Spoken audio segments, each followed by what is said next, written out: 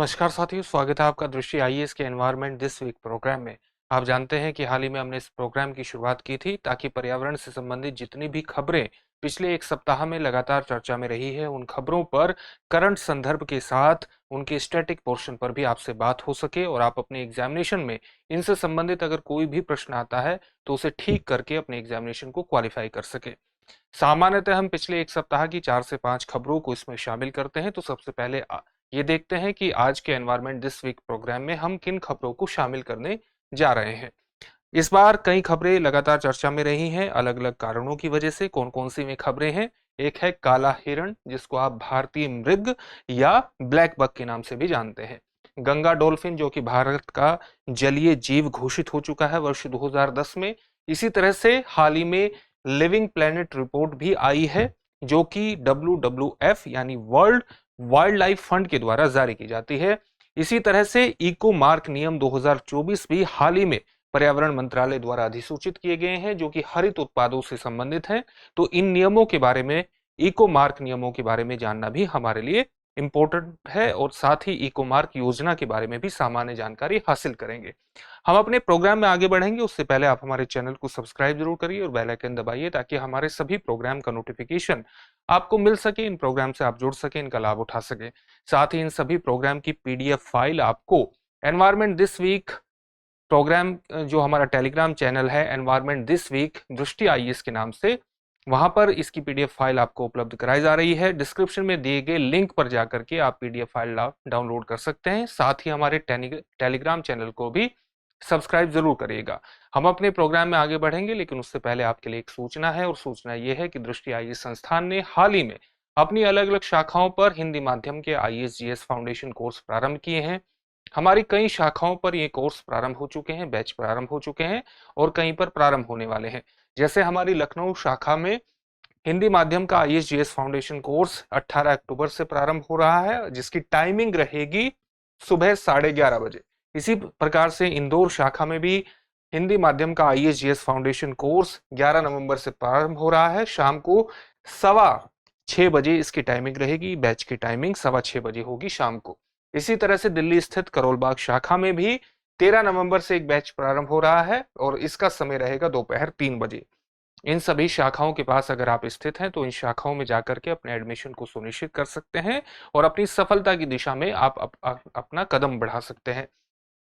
साथ ही अगर आपको किसी भी प्रकार की दुविधा है तो आप हमें 8750187501 पर कॉल कर सकते हैं। हमारा नंबर है 8750187501। इस नंबर पर कॉल करके भी आप अपने एडमिशन को सुनिश्चित कर सकते हैं, सफलता की दिशा में पहला कदम बढ़ा सकते हैं। अब अपने टॉपिक की तरफ बढ़ते हैं और आज का हमारा पहला टॉपिक है काला हिरण। अलग अलग कारणों से ये लगातार आपने देखा होगा, बिश्नोई समाज के लिए बेहद पूज्य माना जाता है और साथ ही अलग अलग समाज हो, चाहे हिंदू समाज हो, जैन समाज हो, उसमें भी ये अपनी एक तरह से पूजनीयता का दर्जा रखता है।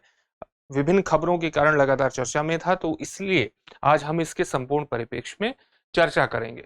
चर्चा का सबसे पहला बिंदु अगर हम जाने तो ये जानने की कोशिश करते हैं कि जो काला हिरण है इसका वैज्ञानिक नाम क्या है। इसका वैज्ञानिक नाम है एंटीलोप सर्विकाप्रा।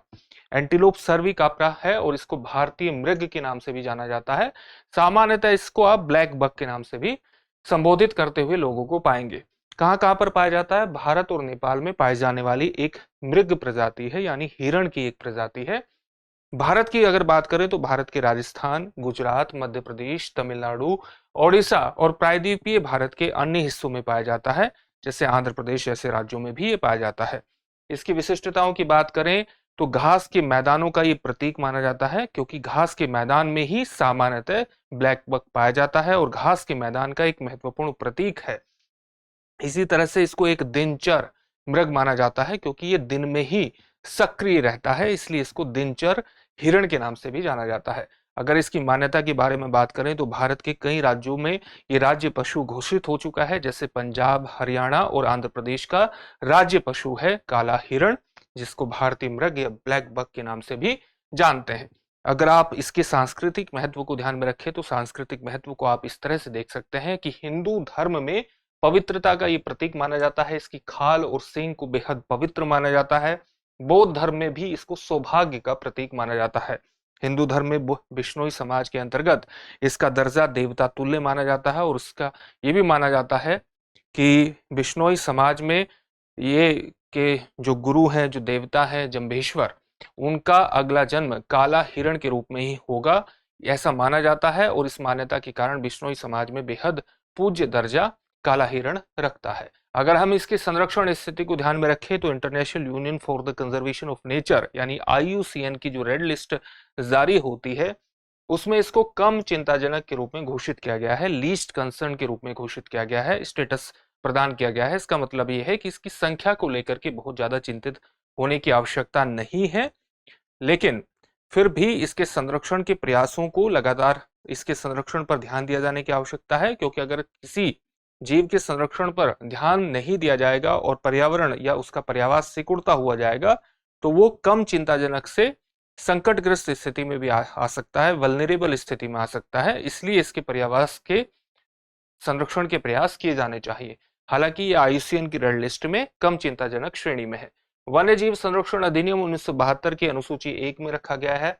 अनुसूची 1 में रखने का सीधा सा ये मतलब है कि इसको मारना एक अपराध की श्रेणी में आता है। अगर कोई भी व्यक्ति इसे नुकसान पहुंचाता है काला हिरण को तो वो एक अपराध की श्रेणी में आ जाता है और साथ ही इसके संरक्षण के उच्चतम स्तर के प्रयास किए जाने चाहिए। इसी तरह से अगर हम साइट्स की बात करें जो कि एक कन्वेंशन है, इंटरनेशनल कन्वेंशन है, convention on international trade off endangered species of wild फोना एंड फ्लोरा, उसके परिशिष्ट यानी अपेंडिक्स 3 में इसको रखा गया है। अंतर्राष्ट्रीय व्यापार को एक तरह से इसका जो अंतर्राष्ट्रीय व्यापार किसी भी प्रकार से नहीं किया जाना चाहिए, इसके अंतर्राष्ट्रीय व्यापार पर नियंत्रण लगना चाहिए ताकि इसकी संख्या किसी भी प्रकार से कमतर न पड़े। खतरे की बात करें तो आवास विखंडन यानी सिकुड़ता हुआ आवास, वनों की कटाई, प्राकृतिक आपदाएं और अवैध शिकार के कारण इसकी संख्या कम हो सकती है और इसलिए संरक्षण के प्रयास कमतर नहीं पड़ने चाहिए। अगर हम इसके संरक्षित क्षेत्रों की बात करें तो कई संरक्षित क्षेत्र काला हिरण के संरक्षण के लिए घोषित किए गए हैं, जैसे गुजरात का वेलावदर कृष्ण मृग अभ्यारण्य, उसी तरह से तमिलनाडु में पड़ने वाला पॉइंट कैलिमियर वन्य जीव अभ्यारण्य भी काला हिरण के संरक्षण के लिए जाना जाता है। 2017 में उत्तर प्रदेश सरकार ने भी प्रयागराज के पास यमुना पार बेल्ट में एक ब्लैक बक कंजर्वेशन रिजर्व स्थापित करने को मंजूरी प्रदान की है और ये ब्लैक बक को समर्पित पहला संरक्षण रिजर्व होने जा रहा है। इसी तरह से राजस्थान का ताल छापर अभ्यारण्य भी ब्लैक बक संरक्षण में महत्वपूर्ण भूमिका निभाता है। तो ये ब्लैक बक के बारे में सामान्य बात हुई। अब हम बात करते हैं गंगा नदी डॉल्फिन के बारे में। आप जानते हैं कि वर्ष 2010 में केंद्रीय पर्यावरण, वन और जलवायु परिवर्तन मंत्रालय ने अपने नोटिफिकेशन के माध्यम से भारत का राष्ट्रीय जलीय जीव घोषित किया था गंगा नदी डॉल्फिन को। हाल ही में गंगा नदी डॉल्फिन के साथ साथ सिंधु नदी डॉल्फिन के बारे में उनकी संरक्षण आवश्यकताओं को ध्यान में रखते हुए संरक्षण आवश्यकताओं का पता लगाने के लिए एक सर्वेक्षण किया गया है। इस सर्वेक्षण के कारण ही गंगा नदी डॉल्फिन लगातार चर्चा में आ जाती है। तो पहले बात हाल के संदर्भ के बारे में कर लेते हैं। केंद्र यानी केंद्र सरकार, भारतीय वन्य जीव संस्थान यानी wild life institute of India और राज्य वन विभागों के नेतृत्व में इनके द्वारा नेतृत्व किया गया है एक सर्वेक्षण का। किसके द्वारा? केंद्र सरकार, भारतीय वन्य जीव संस्थान और राज्यों के वन विभागों के द्वारा एक सर्वेक्षण का नेतृत्व किया गया है।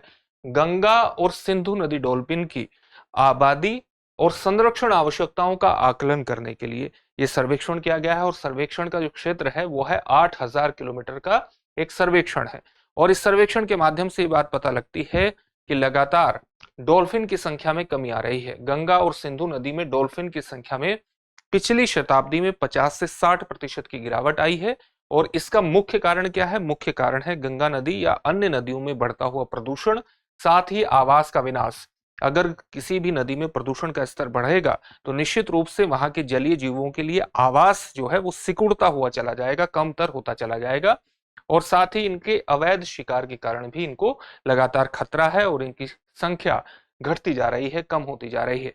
अगर हम जनसंख्या पर बात करें तो गंगा बेसिन में लगभग 2644 गंगा नदी डॉल्फिन है और ब्रह्मपुत्र बेसिन में कितनी डॉल्फिन है? ब्रह्मपुत्र 987 डॉल्फिन है। लेकिन अगर हम सिंधु डॉल्फिन की बात करें तो सिंधु नदी डॉल्फिन की जो संख्या है भारत में वो व्यास नदी तक सीमित है और इनकी संख्या, सिंधु नदी डॉल्फिन की संख्या केवल 6 से 8 तक है, जो जैसा कि आपको बताया गया कि ब्यास नदी में ही ज्यादातर सिमटी हुई है। तो आप देख सकते हैं कि सिंधु नदी डॉल्फिन की संख्या भारत में बेहद सीमित है और साथ ही इनकी संख्या में भी कमतरी महसूस की जा रही है। अब हम गंगा नदी डॉल्फिन के बारे में सामान्य तथ्यों को जानने की कोशिश करेंगे। इसका वैज्ञानिक नाम क्या है? वैज्ञानिक नाम है प्लाटानिस्टा गैंगेटिका गैंगेटिका, इसका नाम है, एक वैज्ञानिक नाम है। और अगर इसके सामान्य तथ्यों के बारे में बात करें तो मीठे पानी में ही रह सकती है और गहरे पानी को ज्यादा प्राथमिकता देती है, गहरे पानी में रहना पसंद करती है। सामान्यतः इसको दिखाई नहीं देता है, सामान्यतः अंधी होती है, अल्ट्रासोनिक ध्वनि उत्सर्जित करके ही शिकार करती है। इससे अल्ट्रासोनिक ध्वनि निकलती है और उसके माध्यम से ये अपने शिकार की पहचान करती है और शिकार कर पाती है। पानी में सांस नहीं ले सकती है और इसलिए सांस लेने के लिए ये प्रत्येक 30 सेकंड से 120 सेकंड के बीच में सतह पर आती है और सांस लेने के दौरान निकलने वाली आवाज के कारण इन्हें सूसू के नाम से भी जाना जाता है, क्योंकि इस तरह की आवाज, सूसू की आवाज आती रहती है। इसके बारे में ये सामान्य तथ्य हुए। अगर हम इनके अधिवास की, पर्यावास की और वितरण की बात करें कि कहां कहां पर ये फैली हुई है, तो भारत, नेपाल और बांग्लादेश की गंगा और ब्रह्मपुत्र नदी घाटियों में वितरित हैं। भारत के 7 राज्यों में असम, उत्तर प्रदेश, मध्य प्रदेश, राजस्थान, बिहार, झारखंड और पश्चिम बंगाल में इनकी उपस्थिति देखी जा सकती है। साथ ही ब्यास नदी का जो क्षेत्र है वहां पर भी सिंधु नदी से संबंधित डॉल्फिन देखी जा सकती है, लेकिन हमने ये गंगा नदी डॉल्फिन की सामान्यतः बात की है। अगर हम इनके संरक्षण की स्थिति देखें तो international union for the conservation of nature की रेड लिस्ट में इनको संकटग्रस्त घोषित किया गया है, यानी एंडेंजर्ड है, यानी इनके संरक्षण के लिए तुरंत प्रयास किए जाने चाहिए। इसी तरह से अगर हम साइट्स की बात करें तो साइट्स के परिशिष्ट 1 में इनको रखा गया है, यानी इनके अंतर्राष्ट्रीय व्यापार को रोकने के लिए भी तुरंत कदम उठाए जाने की आवश्यकता है और भारतीय वन्य जीव संरक्षण अधिनियम 1972 के अनुसूची 1 में रखा गया है, यानी इनको नुकसान पहुंचाना अपराध की श्रेणी में आता है और साथ ही इनके संरक्षण के लिए उच्चतम स्तर का संरक्षण भारत सरकार द्वारा इनको प्रदान किया गया है। अगर हम खतरे की बात करें तो खतरे में इनकी आवास की क्षति आती है। आवास की क्षति का सीधा मतलब है कि लगातार जो नदियों में प्रदूषण बढ़ता जा रहा है उससे जलीय जीवों को खतरा है और इसलिए इनके आवास की क्षति इनके खतरों में सबसे प्रमुख रूप से शामिल होती है। इसी तरह से आवास की क्षति प्रदूषण के कारण ही हो रही है, इसलिए साथ ही इनको पकड़ा जाता है, इनका शिकार किया जाता है। जलवायु परिवर्तन के खतरों के कारण भी जिस तरह से प्रभाव पड़ रहा है, नदियों में प्रदूषण बढ़ रहा है, उससे भी इनके आवास को खतरा हो सकता है और यही खतरे इस सब के सामने, गंगा डॉल्फिन के सामने उपस्थित है। अगर हम संरक्षण संबंधी प्रयासों को देखें तो प्रोजेक्ट टाइगर की ही तर्ज पर प्रोजेक्ट डॉल्फिन 2021 में शुरू किया गया है। साथ ही एक रिसर्च सेंटर भी 2021 में बनाया गया, national dolphin research centre, Patna विश्वविद्यालय बिहार में इसको बनाया गया है और भारत और एशिया का ये पहला इस प्रकार का रिसर्च सेंटर है। अगर हम समर्पित डॉल्फिन अभ्यारण्यों की बात करें, ऐसे अभ्यारण्य, ऐसे सेंचुरी जो कि डॉल्फिन के ही संरक्षण के लिए बनाए गए हैं, तो विक्रमशिला अभ्यारण्य जो कि बिहार में स्थित है, 1991 में इसको स्थापित किया गया था। और साथ ही एक उत्तर प्रदेश में भी डॉल्फिन के लिए समर्पित अभ्यारण्य की प्रस्तावित है, जो कि हस्तिनापुर अभ्यारण्य के नाम से जाना जाएगा, ये प्रस्तावित है। ये सामान्य बात हुई गंगा डॉल्फिन के बारे में। अब हम बात करते हैं लिविंग प्लेनेट रिपोर्ट के बारे में। लिविंग प्लेनेट रिपोर्ट किसके द्वारा जारी की जाती है? वाइल्ड लाइफ फंड के द्वारा जारी की जाती है। कई बार इसको आप world wide fund for nature के नाम से भी जानते हैं। इसी के द्वारा लिविंग प्लेनेट रिपोर्ट जारी की जाती है। हाल ही में रिपोर्ट जारी हुई है, द्विवार्षिक रिपोर्ट है। तो ये रिपोर्ट क्या कहती है ये भी हम जान लेते हैं, इसको भी जानने का प्रयास करते हैं। रिपोर्ट एक बहुत ही खराब स्थिति को प्रकट करती है। ये बताती है कि वन्य जीवों की संख्या में लगातार किस प्रकार से गिरावट होती जा रही है और अगर हम इसकी गिरावट के सही आंकड़ों को, यानी वन्य जीवों में जिस प्रकार से वन्य जीवों की संख्या में गिरावट हो रही है उसके आंकड़े हमारे सामने सही तरह से आते हैं, तो हम एक सही रणनीति का निर्माण कर सकते हैं, एक बेहतर नीति का निर्माण कर सकते हैं। हमारी कार्य योजनाएं ज्यादा लक्षित प्रकार की हो सकती हैं, ज्यादा टारगेटेड हो सकती हैं, जिससे हमें अलग अलग प्रकार की संरक्षण योजनाओं को कार्य रूप देने में मदद मिल सकती है, उसे इंप्लीमेंट करने में मदद मिल सकती है। इसलिए किसी भी चीज के बारे में सही जानकारी रिपोर्ट के माध्यम से प्राप्त होना बेहद महत्वपूर्ण है और यही महत्व है जो लिविंग प्लेनेट रिपोर्ट आई है WWF की। वन्य जीव की संख्या में, वैश्विक वन्य जीवन की संख्या में एक गिरावट को प्रस्तुत करती है। WWF यानी वर्ल्ड वाइल्ड लाइफ फंड की द्विवार्षिक रिपोर्ट है, जिसको हम लिविंग प्लेनेट रिपोर्ट कहते हैं। ये बताती है कि आवास की हानि यानी पर्यावास की हानि, जहां पर वन्य जीव बसता है, वन्य जीवन उभरता है, पनपता है, उसमें आवास की होने वाली हानि, जलवायु परिवर्तन और साथ ही आक्रामक प्रजातियों के कारण, यानी जो बाहरी प्रजाति होती हैं जो कि किसी क्षेत्र में आकर के आक्रामक रूप धारण कर लेती हैं, इस तरह की प्रजातियों के कारण पिछले 50 वर्षों में वन्य जीवन की आबादी में 73% की गिरावट आई है। अगर हम भारतीय गिद्धों की बात करें तो उसके बारे में एक बहुत ही खतरनाक तथ्य, या आप कहते हैं चिंताजनक तथ्य प्रस्तुत करती है। ये कहती है कि भारत में सफेद पूंछ वाले गिद्ध, भारतीय गिद्ध और पतली चोंच वाले गिद्धों की संख्या में उल्लेखनीय गिरावट आई है। अगर हम इसके अनुसंधान के दायरे की बात करें कि कितना विस्तृत है ये अनुसंधान, तो इससे हमें पता चलता है कि रिपोर्ट में उभयचरों यानी ऐसे जीव जो कि न केवल जल में रह सकते हैं बल्कि थल पर भी रह सकते हैं, उभयचर हैं। तो उभयचरों, स्तनधारियों, पक्षियों, मछलियों और सरीसृपों यानी रेप्टाइल्स सहित 5,495 प्रजातियों की 35,000 आबादी में जनसंख्या की प्रवृत्तियों का विश्लेषण करती है। यानी इतनी प्रजातियों की इतनी संख्या में ये एक जनसांख्यिकीय पैटर्न का विश्लेषण करने की कोशिश करती है और फिर देखती है कि इनकी जनसंख्या में, इनकी आबादी में किस तरह का परिवर्तन आ रहा है या वन्य जीवन को किस प्रकार का नुकसान हो रहा है। इसके आधार पर ही लिविंग प्लेनेट रिपोर्ट हमारे सामने आती है। इसने कहा है कि पारिस्थितिकी तंत्र में गिरावट की स्थिति देखने को मिलती है, यानी जो गिरावट वन्य जीवन के अंतर्गत है वो पारिस्थितिकी तंत्र विशिष्ट भी है, यानी अलग अलग तरह के इकोलॉजिकल सिस्टम में अलग अलग तरह की गिरावट आपको देखने को मिलेगी। जैसे अगर आप मीठे पानी के एक पारिस्थितिकी तंत्र को, इकोलॉजिकल सिस्टम को देखते हैं, तो वहां पर वन्य जीवन की आबादी में 75% की गिरावट आपको देखने को मिलेगी। अगर आप स्थलीय आबादी में, वन्य जीव स्थल पर भी रहते हैं, तो स्थलीय आबादी में उनकी जनसंख्या में या उनकी संख्या में गिरावट की बात करें तो वहां पर 69 की गिरावट आपको देखने को मिलेगी। उसी तरह से समुद्री आबादी में 56% की गिरावट आपको देखने को मिलेगी वन्य जीवन के अंतर्गत। गिरावट के प्रमुख कारण क्या है? गिरावट का सबसे प्रमुख कारण बताया गया है असंवहनीय कृषि, यानी ऐसी कृषि जो कि सतत विकास को रिफ्लेक्ट नहीं करती, ऐसी कृषि जो हमेशा बनी नहीं रह सकती, ऐसी कृषि जो कि वहनीय नहीं है, लंबे समय में अफोर्डेबल नहीं है, यानी असंवहनीय कृषि है। इसलिए कृषि की टिकाऊ प्रथाओं को विकसित करना, प्रैक्टिसेस को विकसित करना बेहद महत्वपूर्ण हो जाता है। इसी तरह से दूसरा कारण गिरावट का बताया गया है लकड़ी की कटाई। बड़े स्तर पर लकड़ी की आवश्यकताओं को पूरा करने के लिए जंगलों को काटा जा रहा है, जो कि अलग अलग वन्य जीवों के पर्यावास में कटौती करता है। इसी तरह से खनन, प्रदूषण और अति दोहन और जलवायु परिवर्तन के कारण लगातार वन्य जीवन के आवास में कमी आती जा रही है, और आवास में कमी आती जा रही है तो इससे ह्यूमन एनिमल कॉन्फ्लिक्ट यानी मानव और जानवरों के बीच टकराव भी देखने को मिलता है, जिसमें अक्सर जानवरों को शिकार बनना पड़ता है। अलग अलग कारणों से इन सभी कारणों का सम्मिलित प्रभाव है कि वन्य जीवन की जो आबादी है, वन्य जीव की जो आबादी है, उसमें लगातार गिरावट आती जा रही है अलग अलग पारिस्थितिकी तंत्रों के अंतर्गत। हालांकि अलग अलग पारिस्थितिकी तंत्र में जो गिरावट का स्तर है, जो परसेंटेज है, वो अलग अलग है।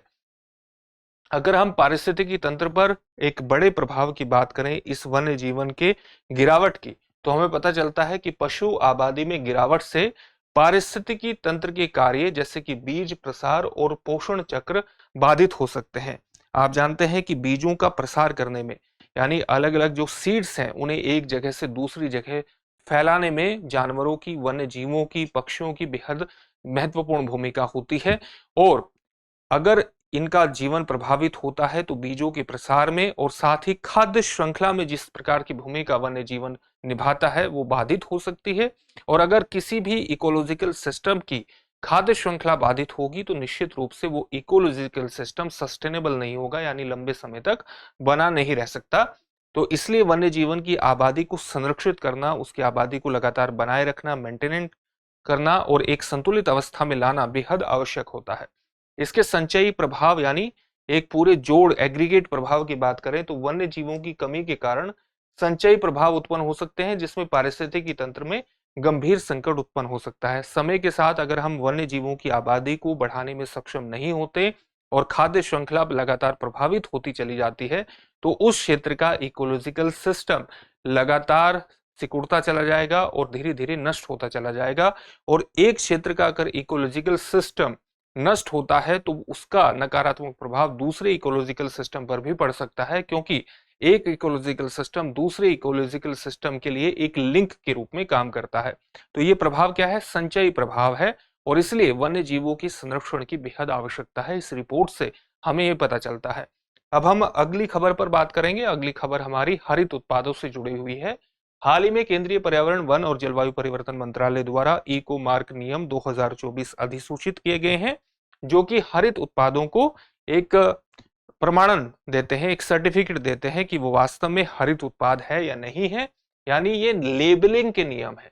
तो ये नियम क्या है, इनके बारे में विस्तार से हम जानने की कोशिश करेंगे। नए लेबलिंग नियम आ गए हैं। ये लेबलिंग नियम क्या है? हरित उत्पादों से संबंधित है।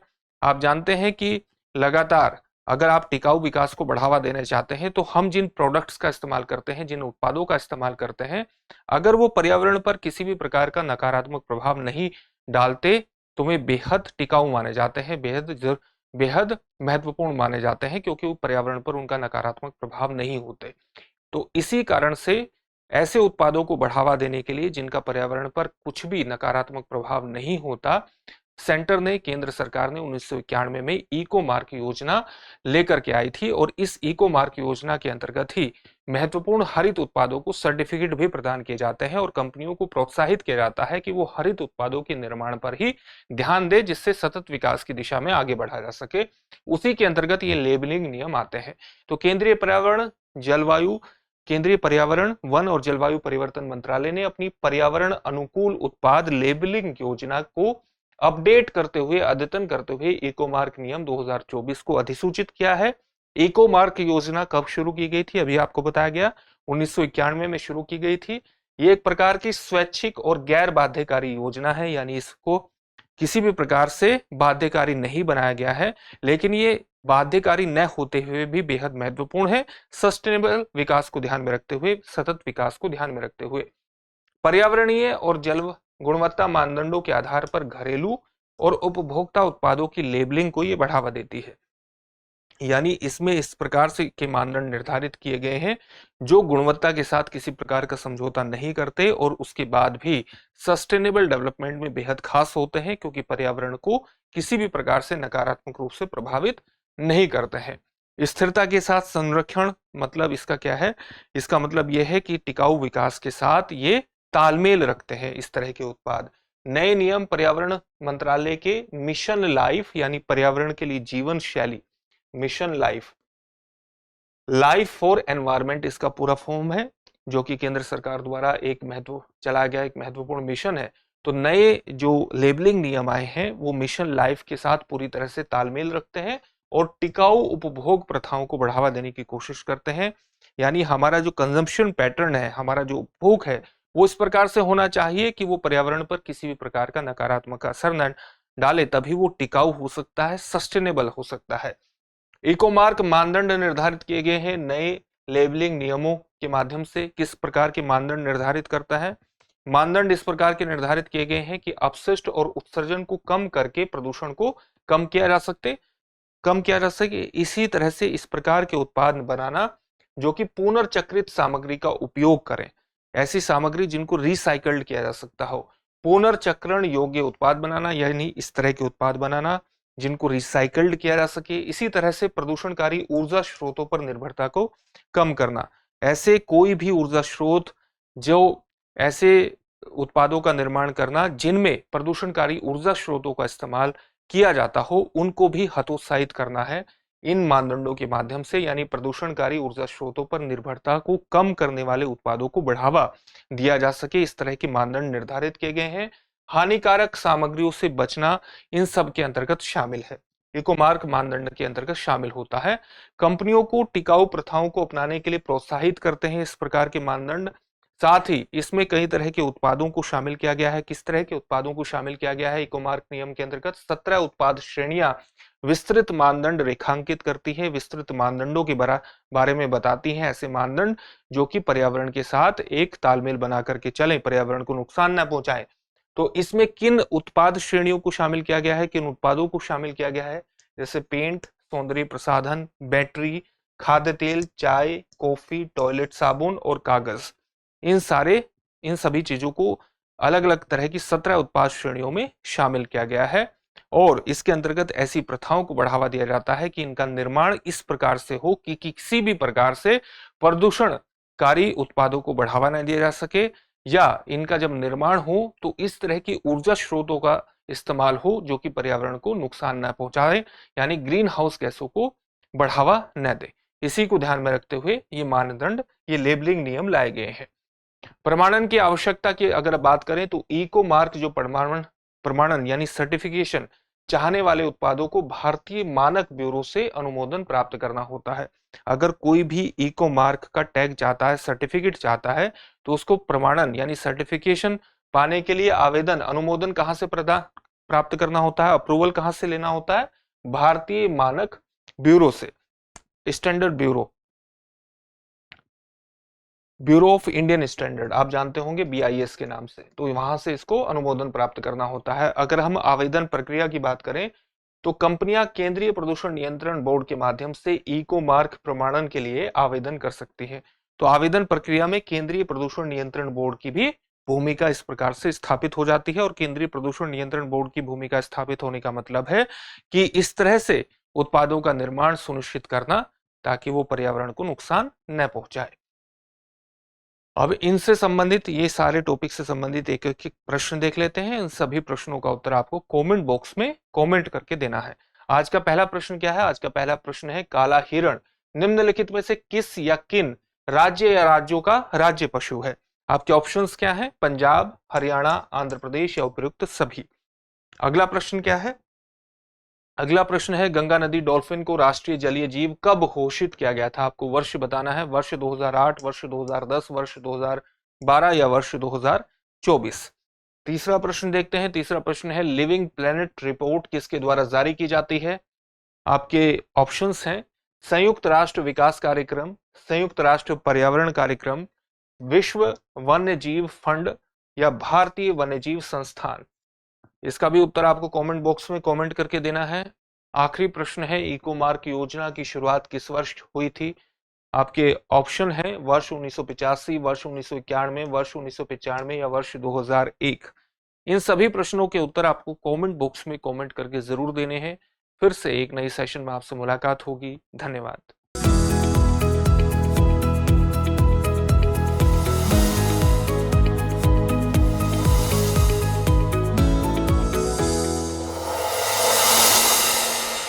डियर व्यूअर्स, अपने एग्जाम की तैयारी को और बेहतर करने के लिए हमारे चैनल को लाइक, शेयर और सब्सक्राइब करना न भूलें।